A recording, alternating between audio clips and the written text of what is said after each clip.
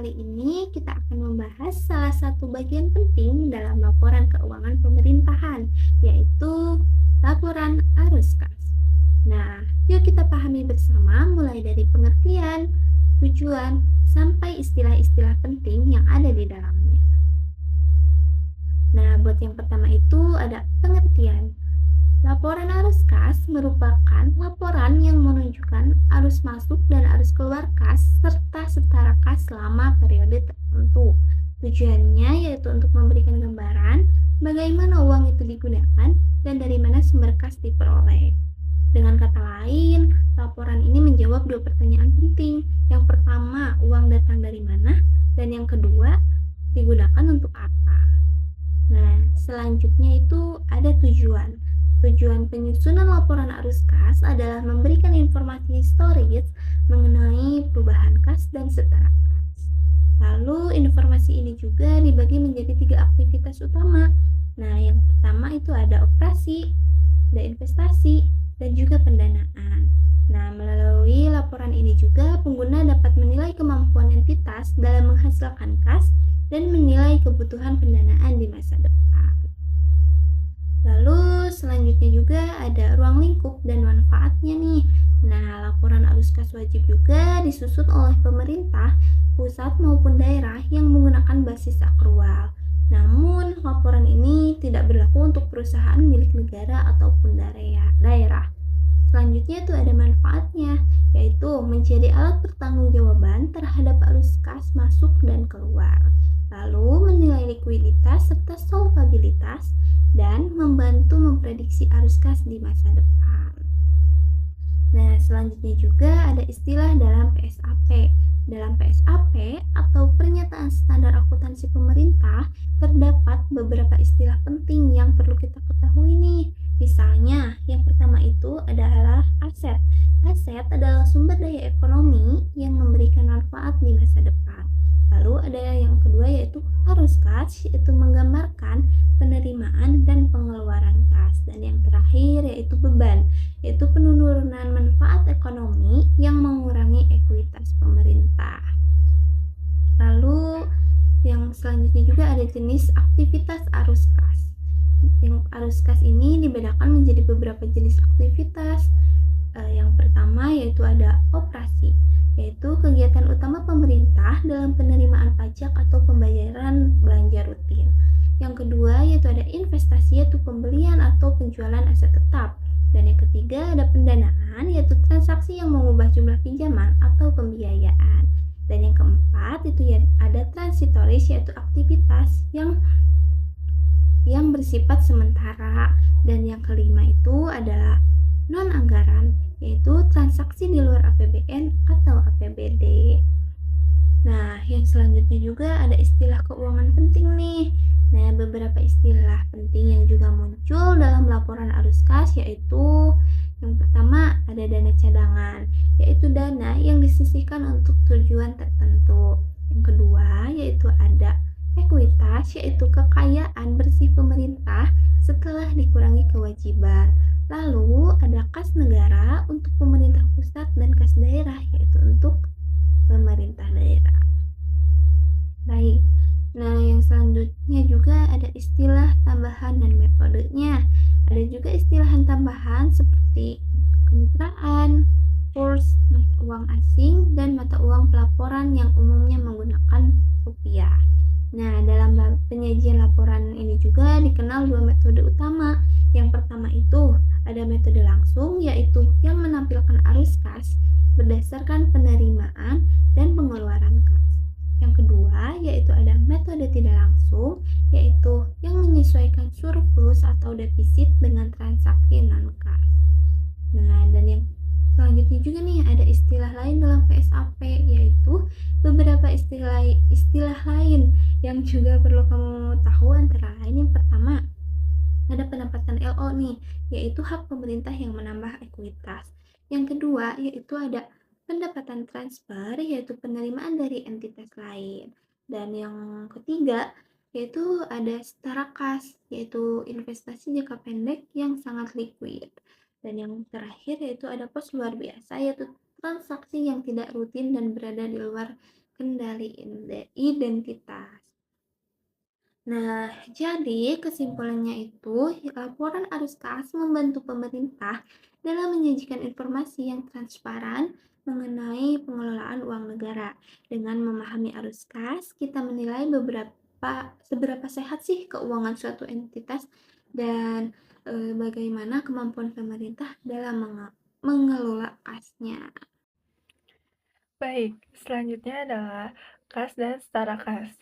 Kas dan setara kas wajib disajikan dalam laporan arus kas untuk menunjukkan likuiditas dan kemampuan entitas memenuhi kewajiban jangka pendek. Kas diinvestasikan ke setara kas agar tetap aman, likuid, nilainya tetap stabil, dan tidak tergerus inflasi. Setara kas adalah investasi jangka pendek yang sangat likuid, mudah dicairkan menjadi kas, dan memiliki resiko perubahan nilai yang sangat kecil. Biasanya jatuh temponya kurang dari 3 bulan sejak tanggal pembelian. Lalu, siapa aja entitasnya? Entitasnya adalah eh, unit pemerintahan yang wajib menyusun laporan arus kas karena memiliki fungsi perbendaharaan umum. Entitas ini meliputi pemerintahan pusat, pemerintahan daerah, kementerian atau lembaga pemerintahan pusat, satuan organisasi lain yang diwajibkan oleh peraturan. Hanya bendaharawan umum, negara atau daerah yang kuasanya wajib membuat laporan arus kas supaya aliran kas pemerintah bisa dipantau. Selanjutnya adalah penyajian laporan arus kas. Laporan arus kas adalah laporan keuangan yang menunjukkan uh, penerimaan dan pengeluaran kas dalam satu periode. Diklasifikasikan menjadi aktivitas operasi, aktivitas investasi, aktivitas pendanaan, dan aktivitas transitoris. Tujuannya untuk apa? Tujuannya untuk menunjukkan dampak tiap aktivitas terhadap posisi kas pemerintah. Yang kedua, untuk membantu pengguna laporan menilai dan mengevaluasi hubungan antar aktivitas keuangan. Satu transaksi bisa memengaruhi lebih dari satu aktivitas, contohnya pelunasan utang. Lalu, penyusunan laporan dapat didasarkan pada akun pelaksanaan anggaran, yaitu pendapatan, belanja, transfer, pembiayaan, dan non-anggaran, yang kemudian dikelompokkan ke dalam aktivitas operasi, investasi, pembiayaan, dan non-anggaran. Baik, lalu selanjutnya adalah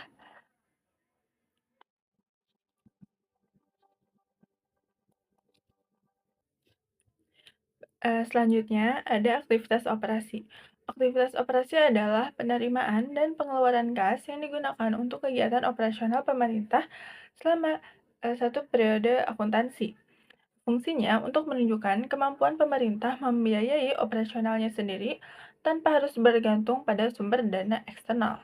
Contoh arus masuk penerimaan dari aktivitas operasi yaitu penerimaan pajak, penerimaan negara bukan pajak, penerimaan hibah bagian laba BUMN atau BUMD dan investasi lainnya, penerimaan luar biasa, transfer dari pemerintah lain. Lalu ada contoh arus kas keluar, yaitu gaji dan tunjangan pegawai, pembelian barang dan jasa, pembayaran bunga piutang, subsidi dan hibah, bantuan sosial, pengeluaran luar biasa, dan transfer ke pemerintah lain.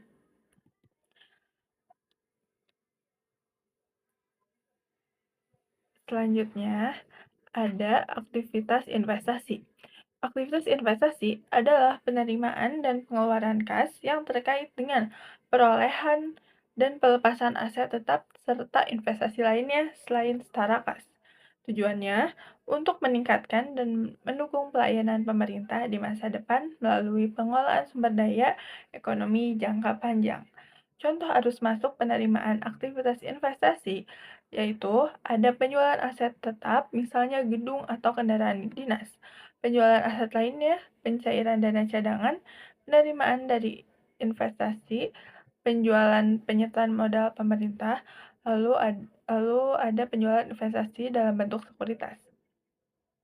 Contoh arus keluarnya yaitu pengeluaran dari aktivitas investasi ada pembelian atau pembangunan aset tetap, misalkan tanah, gedung, peralatan, pembelian aset lainnya, pembentukan dana cadangan, penyertaan modal pemerintah, pembelian investasi dalam bentuk sekuritas. Lalu ada aktivitas pendanaan, yaitu penerimaan dan pengeluaran kas yang terkait dengan pemberian atau pelunasan pinjaman jangka panjang, serta transaksi yang mengubah jumlah atau komposisi piutang dan utang jangka panjang. Tujuannya untuk mencerminkan bagaimana pemerintah memperoleh dan menggunakan sumber pendanaan jangka panjang seperti utang dan pinjaman. Eee, Lalu ada contoh arus masuknya, penerimaannya, yaitu penerimaan utang luar negeri, penerimaan dari penerbitan obligasi, penerimaan kembali pinjaman dari pemerintah daerah, penerimaan kembali pinjaman dari perusahaan negara. Lalu contoh arus keluarnya yaitu ada pembayaran pokok utang luar negeri, pembayaran pokok obligasi, pemberian pinjaman ke pemerintah daerah, pemberian pinjaman ke perusahaan negara. Lalu masuk ke aktivitas transitoris, yaitu aktivitas transitoris adalah penerimaan dan pengeluaran kas yang tidak termasuk dalam aktivitas operasi, investasi, maupun pendanaan. Tujuannya untuk menunjukkan arus kas sementara atau titipan yang tidak memengaruhi pendapatan, beban, maupun pendanaan pemerintah. Contoh arus masuknya yaitu penerimaan perhitungan pihak ketiga seperti potongan taspen, askes, dan iuran lainnya, kiriman uang masuk, yaitu pemindahan dana antara rekening kas umum negara atau daerah, lalu ada penerimaan kembali uang persediaan dari bendahara pengeluaran. Lalu ada contoh arus keluarnya atau pengeluaran dari aktivitas transitoris, yaitu pengeluaran PFK, yaitu penyetoran dana potongan pihak ketiga. Lalu ada kiriman uang keluar, yakni transfer antar rekening kas pemerintah. Lalu ada pemberian uang persediaan kepada bendahara pengeluaran.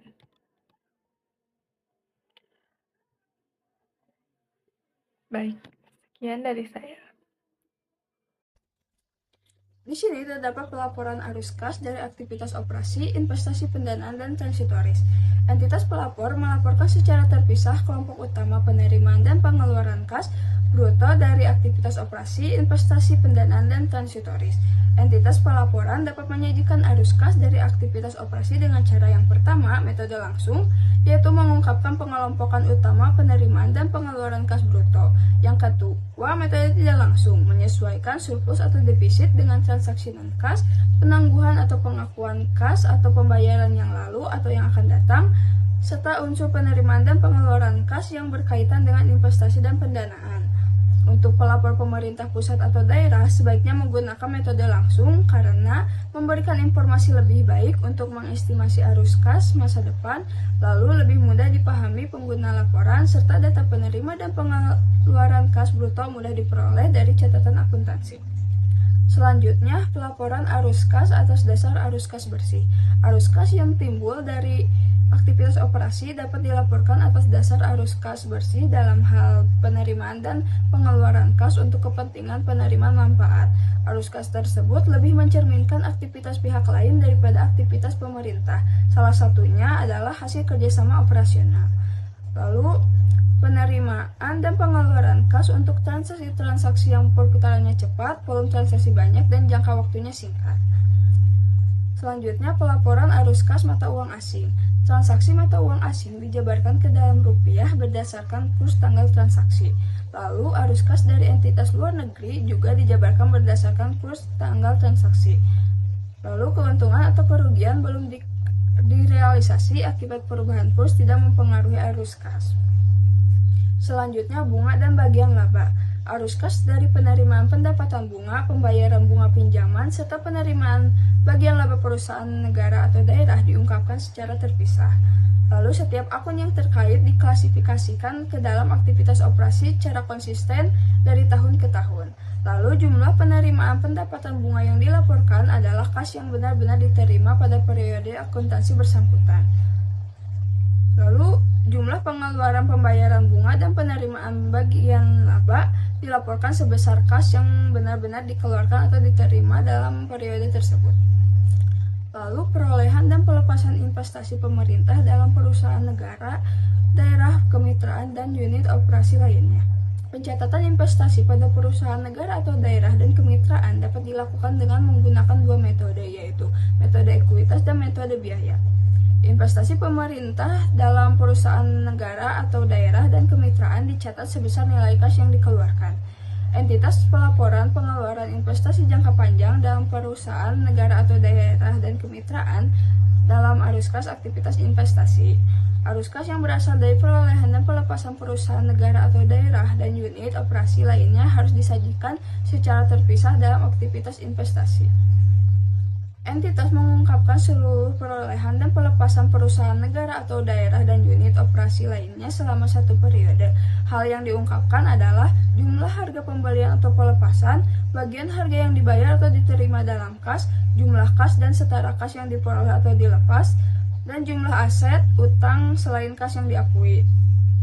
Penyajian terpisah membantu membedakan arus kas investasi dari aktivitas operasi, pendanaan, dan transitoris. Aset dan utang non-kas hanya diungkapkan jika sebelumnya telah diakui sebagai aset atau utang oleh entitas tersebut. Selanjutnya, transaksi bukan kas. Transaksi operasi, investasi, dan pendanaan yang tidak menimbulkan penerimaan atau pengeluaran kas tidak dilaporkan dalam laporan arus kas, tetapi diungkap dalam catatan atas laporan keuangan.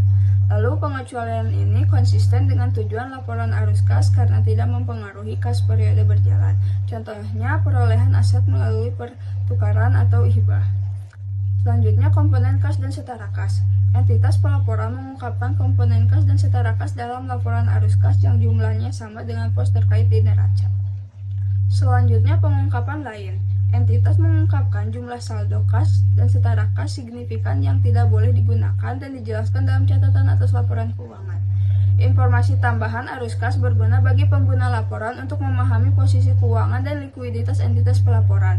Contoh kas yang tidak boleh digunakan yaitu kas jaminan dan kas yang dikhususkan untuk kegiatan tertentu. Selanjutnya, terdapat tanggal efektif. Pernyataan Standar Akuntansi Pemerintah atau PSAP ini berlaku efektif untuk laporan keuangan atas pertanggungjawaban pelaksanaan anggaran mulai tahun anggaran 2010.